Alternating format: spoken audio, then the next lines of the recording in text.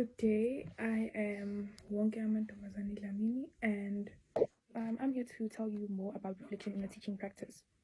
Reflective teaching involves teachers taking time to assess their own methods, look at their curriculum selections, take students into account, and make necessary adjustments to enhance the learner's learning and belonging. Information gathering, data interpretation, and future planning are all necessary for this process. In my opinion, reflection is the deliberate process of considering what went well, what didn't, and why in order to develop and support my learners. I now view reflection as an essential continuous practice to critically assess my teaching, make better decisions, and improve learning outcomes after studying, reading, and course material. Self-elevation, classroom observation, student evaluations, and research on education are some examples of reflective teaching. We then have benefits of reflective in teaching practice. Benefits improve self-awareness, aids in your understanding of teaching values, shortcomings, and strengths. This self-awareness enables you to make wise decisions, establishes a clear understanding of teaching philosophy and professional identity, and match your teaching strategies with your learning objectives. Enhanced student engagement motivates you to create lessons that include hands-on application, real-world examples, and interactive activities.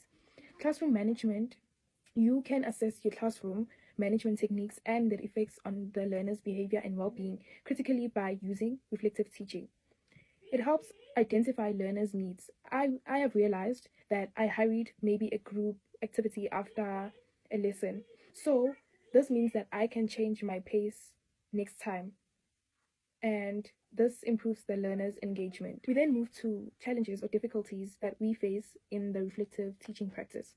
There's fear of criticism, there is a sense of emotional unease, and there is limited time. Therefore, the teacher feels pressured.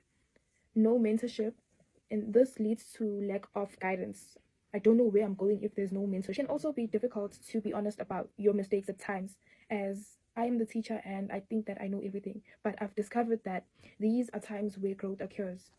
With this, reflection may not always be simple, of course. There may not always be enough time or may be too hard to take constructive criticism. However, I've discovered that genuine growth occurs when people reflect honestly. So you get to, even when it's difficult, you get to realize mistakes when you do reflection.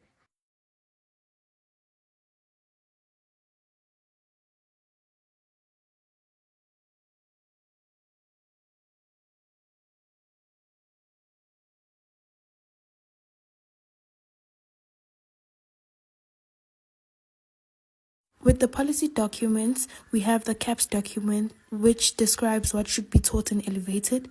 I'll just stick to maybe a few points. Educators must consider what suits their students in particular situations. Then we have the minimum requirements for teacher education qualifications.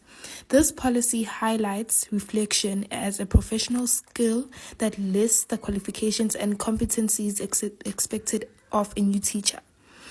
Teachers can discover their areas of strength and growth through reflection in the MRTEQ. I also have a picture here of the CAPS document and also an example of the minimum requirement for teacher education qualifications. By looking at the table that I provided, you will see how reflection is in policy documents. To sum up reflection, reflection is a professional obligation rather than a habit. It guarantees that learners have the greatest experience possible and it helps me teach more Successfully. Thank you.